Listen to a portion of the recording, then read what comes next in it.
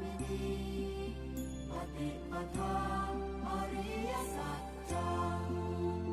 ดูก่อนภิกษุทั้งหลายข้อนี้แลของจริงแห่งอริยสัจคือข้อปฏิบัติให้ถึงความดับทุกข์อายะเมวะอริโยอัตถังคิโกมะโค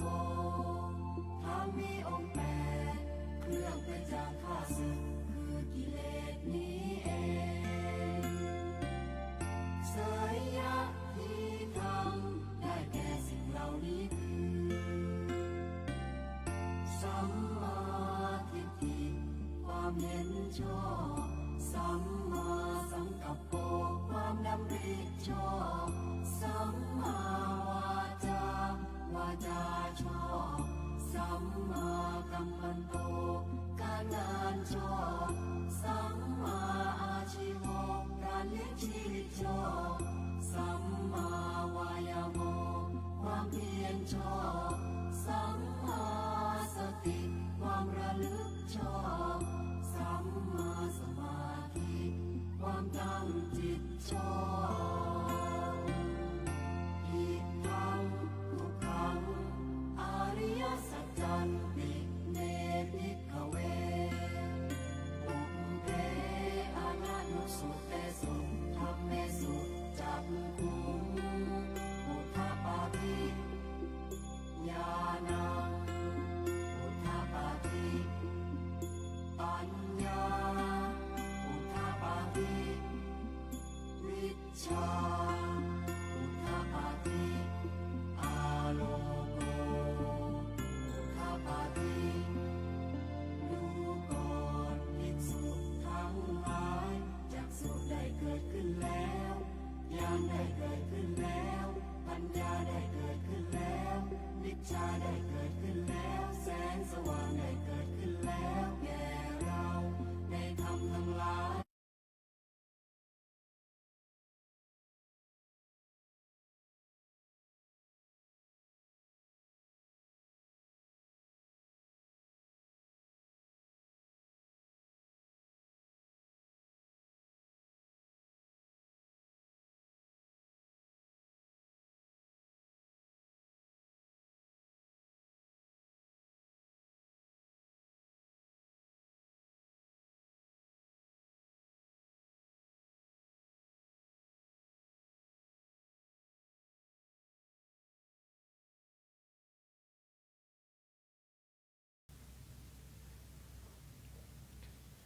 ขอถวายความเคารพพระเถรานุเถระทุกรูป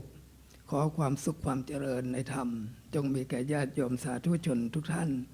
ขอต้อนรับเข้าสู่รายการสังฆปฏิปรายการแสดงพระธรรมเทศนาประจำวันพระซึ่งมีการถ่ายทอดสดไลฟ์สดทางสถานีวิทยุโทรทัศน์โลกพระพุทธศาสนา WBTV วัดยานนาวาก็จะมีการอาราธนาพระเถรานุเถระหมุนเวียนกันมาแสดงพระธรรมเทศนาซึ่งในวันนี้ก็ได้รับความเมตตาจากพระเดชพระคุณท่านเจ้าคุณพระราชวชิโรดมผู้ช่วยเจ้าวัดวัดยานนาวาเจ้าคณะเขตสาธรได้เมตตาที่จะเป็นองค์แสดงพระธรรมเทศนาบัดนี้การทั้งปวงพร้อมแล้วขอเชิญประธานในพิธีคุณสุชาดาจิราธิวัฒน์ได้เป็นประธานจุดธูปเทียนบูชาพระรัตนตรัยขอเชิญญาติโยมสาธุชนทุกท่านได้บำเพ็ญบุญกิริยาด้วยการประนมมือ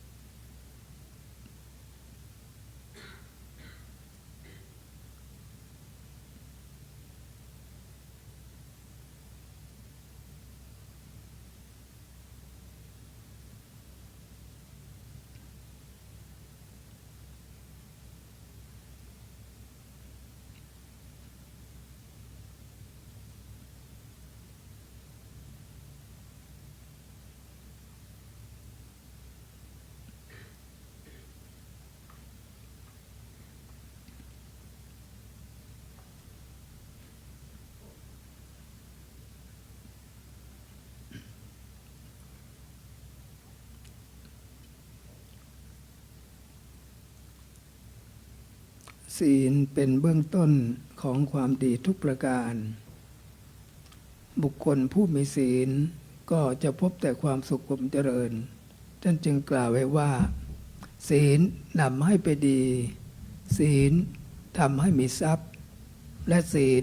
ทำให้เรานั้นสามารถดับทุกข์ได้ ศีลจึงเป็นเบื้องต้นของการทำความดีทุกประการลำดับต่อไปขอเชิญญาติโยมสาธุชนทุกท่านได้กล่าวคำอาราธนาศีลโดยพร้อมเพรียงกันมะยังพันเตวิสุงราคณัฏฐายะติสรณเนนะสหปัญจศีลานิยาจามะทุติยัมปิมะยังพันเตวิสุงราคณัฏฐายะติสรณเนนะสหปัญจศีลานิยาจามะตติยัมปิมะยังพันเตวิสุงราคณัฏฐายะติสรณเนนะสหปัญจศีลานิยาจามะนะโมตัสสะภะคะวะโตอะระหะโตสัมมาสัมพุทธัสสะนะโมตัสสะภะคะวะโตอะระหะโตสัมมาสัมพุทธัสสะนะโมตัสสะภะคะวะโตอะระหะโตสัมมาสัมพุทธัสสะนะโมตัสสะภะคะวะโตอะระหะโตสัมมาสัมพุทธัสสะนะโมตัสสะภะคะวะโตอะระหะโตสัมมาสัมพุทธัสสะนะโมตัสสะภะคะวะโตอะระหะโตสัมมาสัมพุทธัสสะพุทธังสรณังคัจฉามิพุทธังสรณังคัจฉามิธัมมังสรณังคัจฉามิธัมมังสรณังคัจฉามิสังฆังสรณังคัจฉามิสังฆังสรณังคัจฉามิทุติยัมปิพุทธังสรณังคัจฉามิ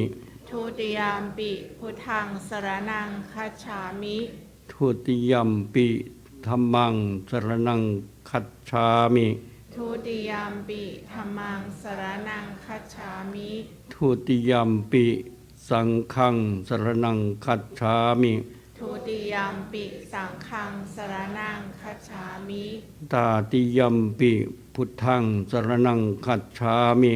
ตติยัมปิพุทธังสรณังคัจฉามิตาติยัมปิธัมมังสรณังคัจฉามิตติยัมปิธัมมังสรณังคัจฉามิตาติยัมปิสังฆังสรณังคัจฉามิตติยัมปิสังฆังสรณังคัจฉามิปานาติปาตาเวรมณีสิกขาปัทังสัมมาทิยามิปานาติปาตา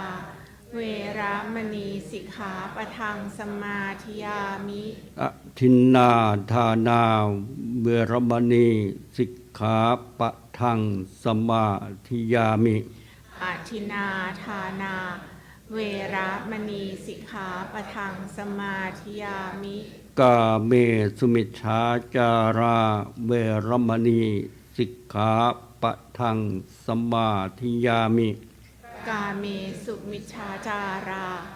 เวรมณีสิกขาปะทังสมาธิยามิมุสาวาทาเวรมณีสิกขาปะทังสมาธิยามิมุสาวาทาเวรมณีสิกขาปะทังสมาธิยามิสุราเมรยมัชฌปมาทฐานาเวรมณีสิกขาปะทังสมาธิยามิสุราเมรยมัชฌปมาทฐานา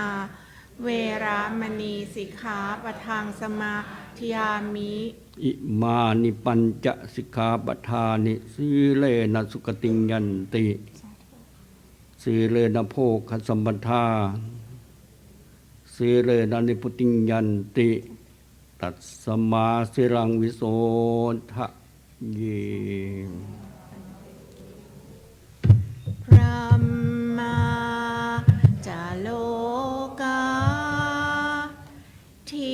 ปฏิสหัมปติกาดอ่านชาลีอ่านทิวารังอายาจถาสันติทัสสัตตาปาราชาคาชาติกาเทเสตุธรรมังอนุกรรมปีมังปะชังนะโมตัสสะภะคะวะโตอะระหะโตสัมมาสัมพุทธัสสะนะโมตัสสะภะคะวะโตอะระหะโตสัมมาสัมพุทธัสสะนะโมตัสสะภะคะวะโตอะระหะโตสัมมาสัมพุทธัสสะชะยิเมภิกขเวธัมมาสารานิยาปิยะกรณาคารุกรณาสังฆหายะวิวาทายะสามัคคิยาเอกีภาวายะสังวัตตันติติบัดนี้จะได้แสดงพระธรรมเทศนาในสารานิยะธรรมกถาพอเป็นแนวทางแห่งการศึกษาสัมมาปฏิบัติแด่ท่านสาธุชนพุทธบริษัทผู้สนใจใคร่ในธรรมตามสมควรแก่เวลาการที่ได้นำหลักธรรมคือสารานิยธรรมมาแสดงในโอกาสนี้ก็เพื่อจะได้แสดงหลักแห่งการทำการพูดและการคิดและแนวทางดำเนินชีวิตทั้งแก่ตนและคนในสังคมให้เห็นสมและนิยมนำไปประพฤติปฏิบัติตามสมควรแก่ฐานะภาวะเพศภูมิของตนสื่อไปในสารานิยธรรมนี้มีหลักคือมีหลักศีลที่จะนำไปประพฤติหลักธรรมที่จะนำไปปฏิบัติอยู่6ประการประการที่1คือเมตตากายกรรมคำว่าเมตตาคือความรักอย่างมีไมตรีมีความหวังดีปรารถนาดีมุ่งดีมุ่งเจริญต่อบุคคลอื่นต้องการให้บุคคลอื่นมีความสุขปราศจากความทุกข์ยากทั้งปวงมีความช่วยเหลือเกื้อกูลเพื่อความสุขความเจริญเป็นเบื้องหน้า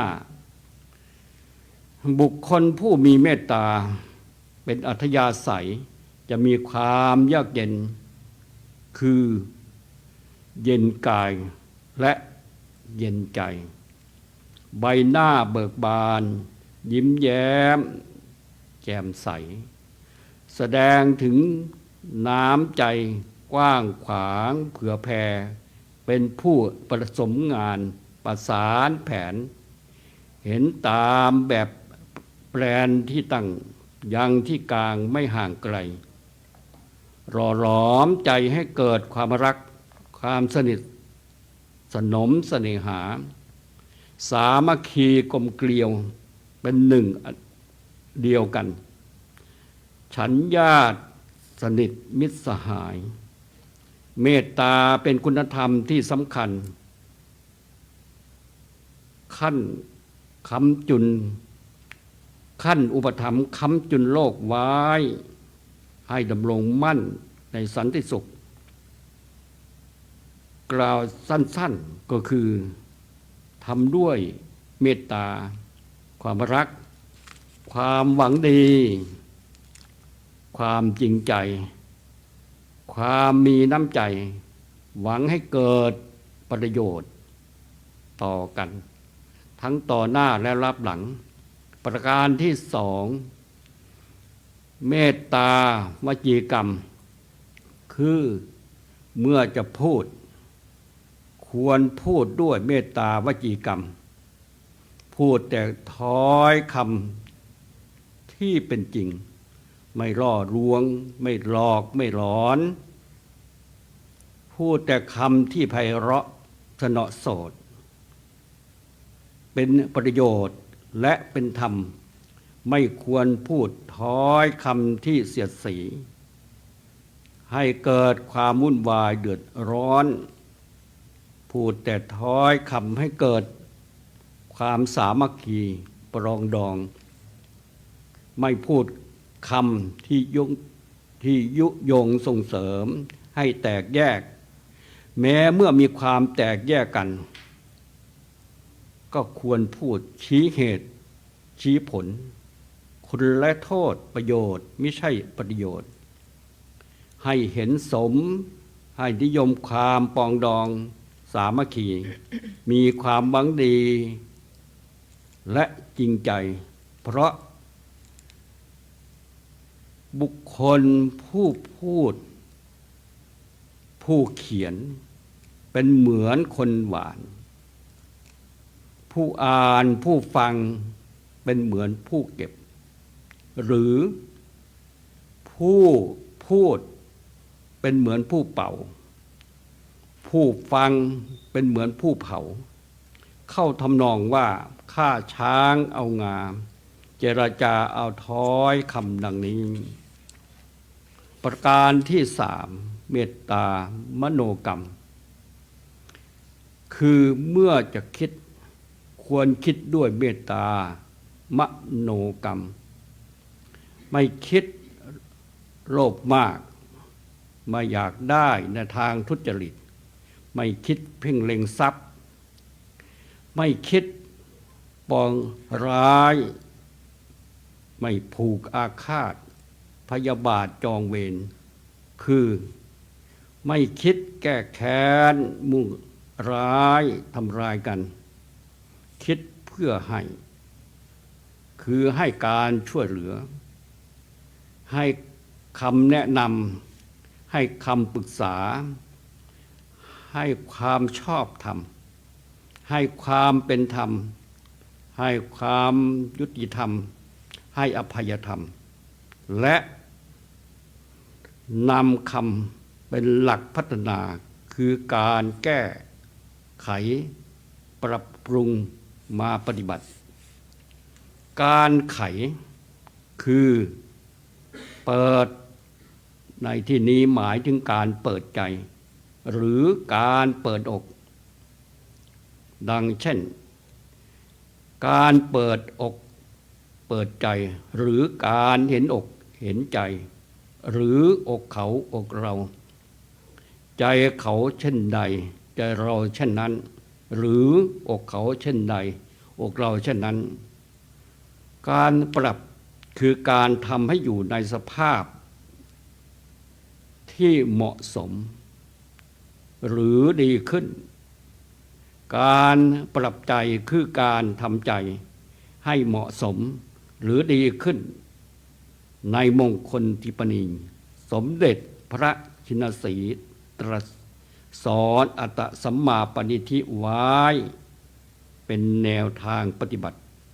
คำว่าอัตตสัมมาปณิธิคือการตั้งตนไว้ชอบหรือการประกอบตนไว้ดีหรือการตั้งตัวตั้งใจหรือการวางตัววางใจปรับตัวให้ถูกที่ปรับใจให้ถูกทางให้ถูกต้องเหมาะสมแก่ภาวะหน้าที่ที่ตนเป็นตนมีเช่นในฐานะที่เป็นผู้ใหญ่จะพูด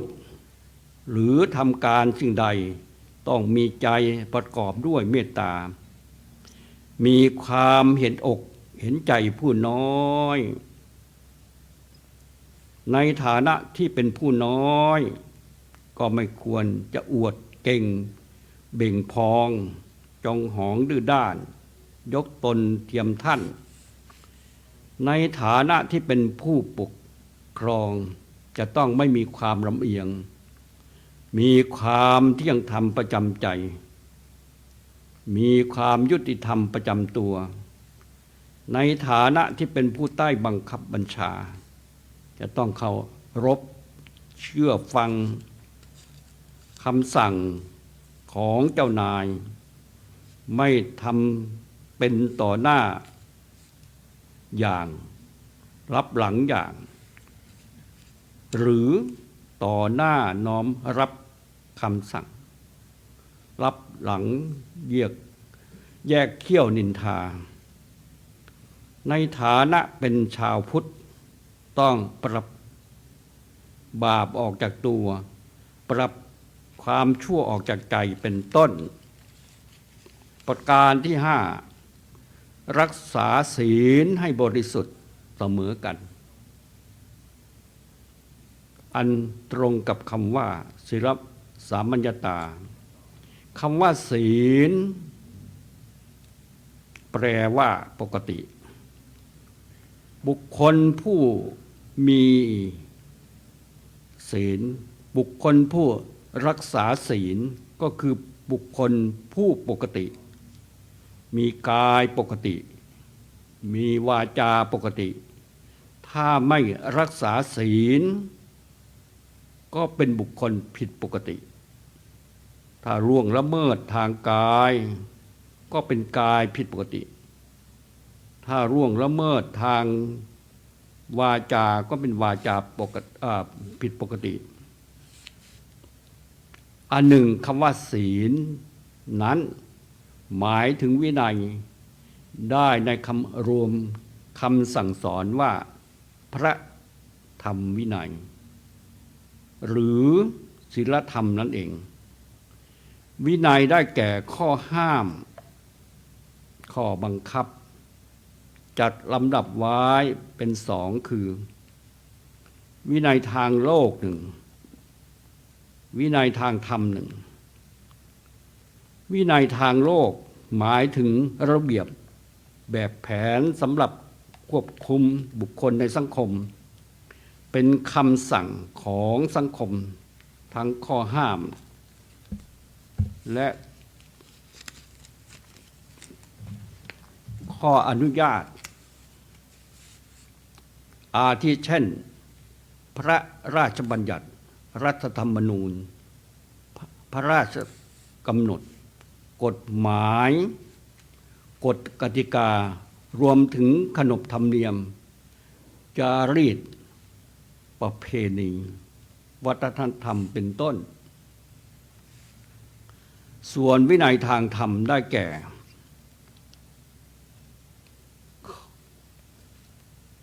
ข้อบัญญัติทั้งฝ่ายบรรพชิตทั้งฝ่ายคฤหัสถ์จะต้องยึดถือประพฤติปฏิบัติตามฐานะภาวะเพศภูมิของตนเริ่มต้นแต่ศีล5อันเป็นนิจศีลเป็นมนุษยธรรมเป็นหลักประกันสังคมเป็นหลักจรรยาบรรณที่สำคัญยิ่งบุคคลผู้รักษาศีลหรือมีวินัยได้ชื่อว่าเป็นคนมีแบบส่วนผู้ไม่รักษาศีลหรือไม่มีวินัยได้ชื่อว่าเป็นคนไม่มีแบบนอกแบบนอกกติกาจัดว่าเป็นคนขาดเกินคือขาดดีและเกินงามนั่นเองกฎหมายอันเป็นวินัยทางโลกมีอำนาจ สูงสุดในประเทศถึงกระนั้นก็ยังไม่สามารถ ป้องกันได้สนิทเท่ากับวินัยทางธรรมคือศีลตัดสมาสีลังวิโสทะเยดังนั้นพุทธศาสนิกชนชาวไทยจึงควรใฝ่ใจสมาทานศีลรักษาศีลห้าให้บริสุทธิ์สะอาดหมดจดอย่าให้ขาดอย่าให้ด่างอย่าให้พร้อยอยู่ในศีลกินในธรรมเพื่อนำตนนำคนนำชาติให้สามัคคีสงบพบแต่ความสุขสืบไปประการที่6มีความเห็นเสมอกันอันตรงกับคำว่าทิฏฐิสามัญญตาความเป็นผู้มีความเห็นเสมอกันถูกต้องตรงตามหลักพระธรรมวินัยเป็นทิฏฐชุตาคำว่าทิฏฐิเป็นคำธรรมะแปลว่าความเห็นหมายถึงความคิดเห็นทางใจได้แก่ปัญญาหรือวิชาความรู้หาได้หมายถึงการเห็นทางตาไม่ถ้าเป็นคำพูดหมายถึงทิฏฐิมานะความถือตัวหัวดื้อความเห็นทางใจเรียกว่าความคิดเห็นความรู้ทางความรู้ความเข้าใจความใฝ่นิยมเห็นด้วยอำนาจทางความผิดเพราะความคิดความเห็นของบุคคลเป็นจุดเริ่มต้นแห่งการประพฤติปฏิบัติบุคคลใดมีความคิดความเห็นผิดคือมีมิจฉาทิฏฐิเป็นตัวนำการประพฤติปฏิบัติของบุคคลนั้นก็ย่อมผิดดำเนินชีวิตไม่ถึงเป้าหมายบางคนกลายเป็นคนชั่วอันธพาลเพราะความคิดความอ่านบันดาลให้ถึงความวิบัติย่อยยับคุณธรรม6ประการนี้3ประการต้นคือเมตตากายกรรมเมตตาวจีกรรมและเมตตามโนกรรมเป็นหลักการทำหลักการพูดและหลักการคิดให้มีจิตประกอบด้วยเมตตาให้มีความปรารถนาดีมุ่งดีมุ่งเจริญต่อกันทั้งต่อหน้าและรับหลัง3ประการต่อมาคือ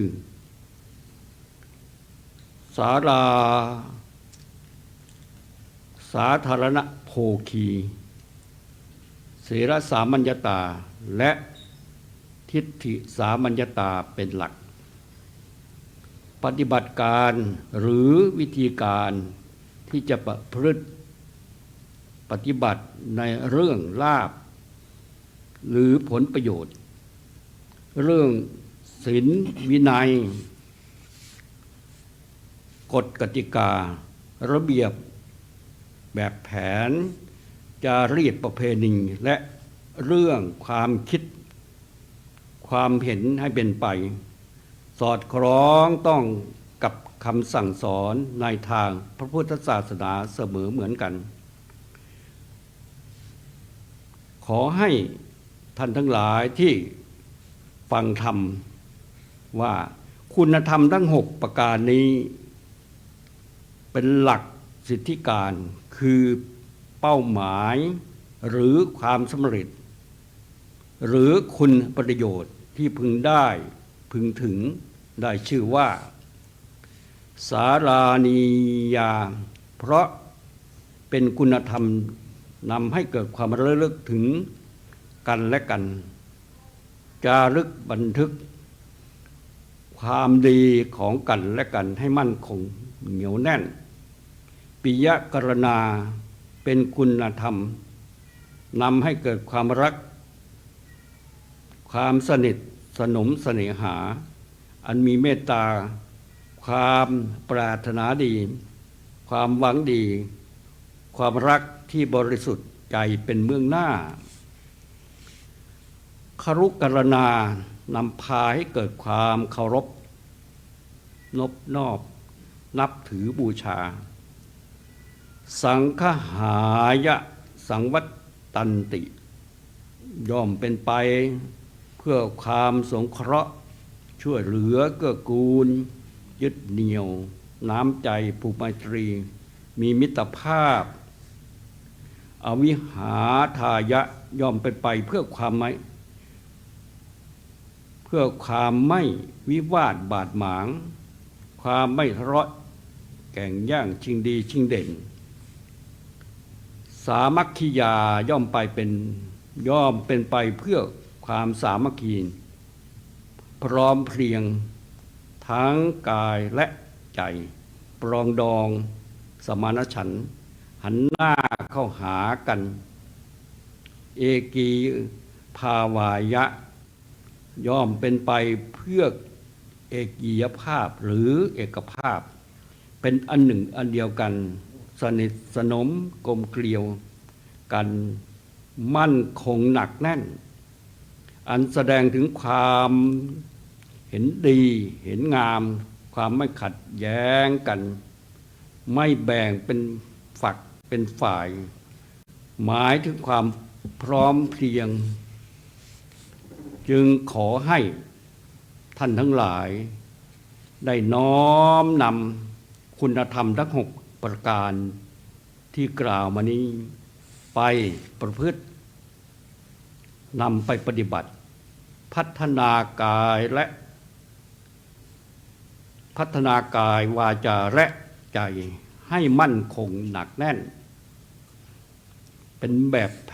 นแปรนชีวิตเพื่อให้เกิดความรักความเคารพความสามัคคีความปรองดองอันมั่นคงดำรงชาติศาสตร์กษัตริย์ให้พัฒนาสถาพรสืบไปแสดงพระธรรมเทศนาในสารานิยธรรมกถาสมสมัยได้เวลาจึงขอยุติลงคงไว้แต่เพียงเท่านี้เอวังก็มีด้วยประการฉนี้สาธุบัดนี้พระเดชพระคุณพระราชวชิโรดมผู้ช่วยเจ้าวัดวัดยานาวาเจ้าคณะเขตสาธรได้เมตตาแสดงพระธรรมเทศนาเป็นจบเป็นที่เรียบร้อยการฟังพระธรรมเทศนาก็ถือว่าเป็นบุญกิริยาหนึ่งในจำนวน10ประการเพราะการฟังธรรมนั้นก็จะทำให้เราได้ความรู้และนำความรู้นั้นมาประพฤติปฏิบัติก็จะทำให้เรานั้นมีความเห็นถูกลำดับต่อไปก็ขอเจริญพรประธานในพิธีคุณสุชาดาจิราธิวัฒน์ได้ถวายปัจจัยทายธรรมบูชากันเทศท่านใดที่จะได้บูชาธรรมก็ขอเชิญได้ถวายตามลำดับ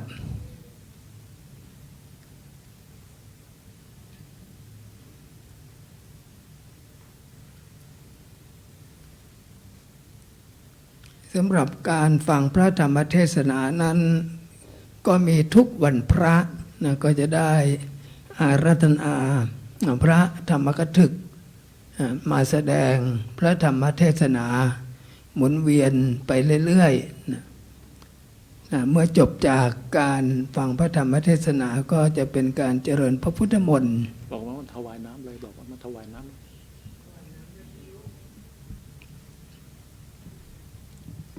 โยมขึ้นมาถวายน้ำ ขึ้นมาถวายน้ำเลยโยม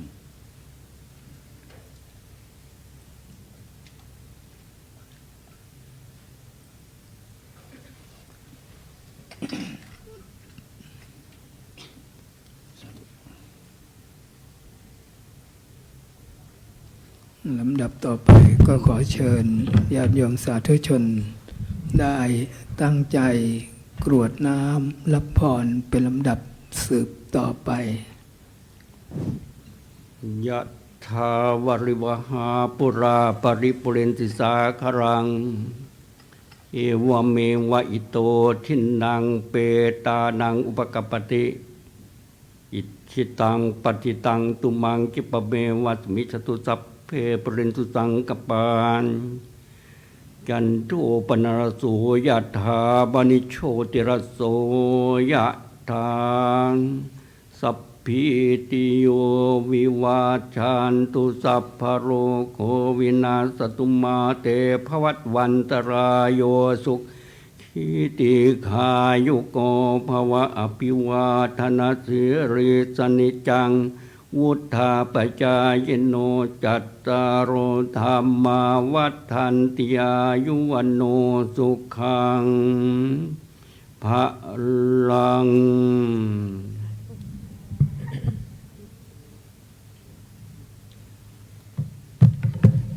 วิปติปฏิภาหะ อุปโปอันเตอนุปาคัมมามัชฌิมาปฏิปทาดูก่อนภิกษุทั้งหลายข้อปฏิบัติอันเป็นกลางไม่เข้าไปใกล้ที่สุดสองอย่างนั้นตถาคเตนะอภิสัมพุทธาอันตถาคตได้ตรัสรู้แล้วด้วยปัญญาอันยิ่งจักขุการณีญาณการณีทำดวงตาให้เกิดทำญาณให้เกิ